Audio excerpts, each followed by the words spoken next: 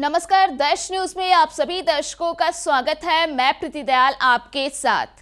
पूर्व केंद्रीय मंत्री पशुपति कुमार पारस आने वाले समय में यह फैसला ले सकते हैं कि क्या वे एनडीए के साथ रहेंगे या फिर नहीं।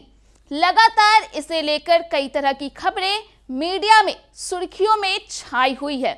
इस बीच चिराग पासवान के जीजाजी और पार्टी के जमुई से सांसद अरुण भारती ने पशुपति कुमार पारस को लेकर एक बड़ा खुलासा किया है।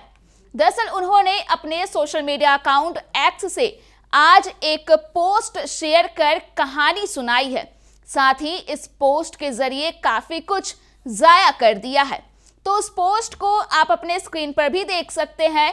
सांसद अरुण भारती ने इस पोस्ट में लिखा है कि चलिए आज मैं आपको एक अनकही वास्तविक कहानी सुनाता हूं। 2014 का साल भारतीय राजनीति में बड़े बदलावों का गवाह बना। लोक जनशक्ति पार्टी के भीतर एक बड़ा फैसला लिया जाना था। भाजपा के नेतृत्व वाले राष्ट्रीय जनतांत्रिक गठबंधन में शामिल होना। यह फैसला जितना राजनीतिक रूप से अहम था उतना ही परिवार के भीतर विवादित भी। चिराग पासवान युवा और दूरदर्शी नेता इस गठबंधन को लेकर पूरी तरह से अडिग थे।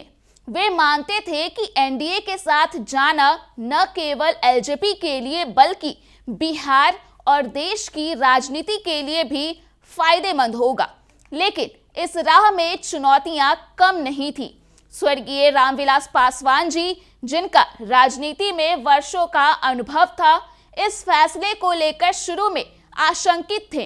वे समझते थे कि इस गठबंधन के राजनीतिक और सामाजिक परिणाम हो सकते हैं।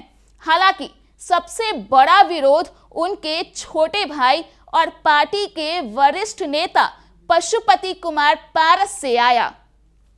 पशुपति पारस इस विचार से पूरी तरह खिलाफ थे।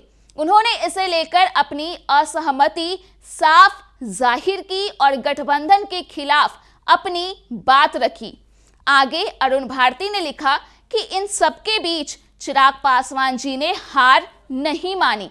उन्होंने अपने तर्कों और दूरदर्शी सोच से न केवल अपने पिता को मनाया बल्कि पार्टी के बाकी नेताओं को भी इस गठबंधन का समर्थन करने के लिए तैयार किया। उनके अडिग नेतृत्व ने पार्टी को एक नई दिशा दी। आखिरकार चिराग पासवान जी की मेहनत रंग लाई और एलजेपी एनडीए का हिस्सा बनी। यह फैसला एलजेपी के लिए एक ऐतिहासिक मोड़ साबित हुआ, जिसने न केवल पार्टी को नई पहचान दी बल्कि बिहार और राष्ट्रीय राजनीति में भी नई संभावनाओं के द्वार खोले। साथ ही यह भी लिखा कि यह अनकही कहानी दिखाती है कि कैसे नेतृत्व, दूरदृष्टि और दृढ़ता के बल पर हर बाधा को पार किया जा सकता है। तो इस तरह से बता दें कि अरुण भारती ने अपने पोस्ट के जरिए बड़ी बात कह डाली है। और जिस तरह से चाचा पशुपति पारस को लेकर के खबरें लगातार निकल करके सामने आ रही है, तो इस बीच अरुण भारती का यह पोस्ट पूरे तरीके से सुर्खियों में छा गया है। तो फिलहाल के लिए इस खबर में इतना ही। अगर आपने अभी तक हमारे YouTube चैनल को सब्सक्राइब नहीं किया है तो इसे जल्द सब्सक्राइब कर दें। इसके साथ ही अगर ये वीडियो Facebook के माध्यम से देख रहे हैं तो पेज को लाइक करना ना भूलें।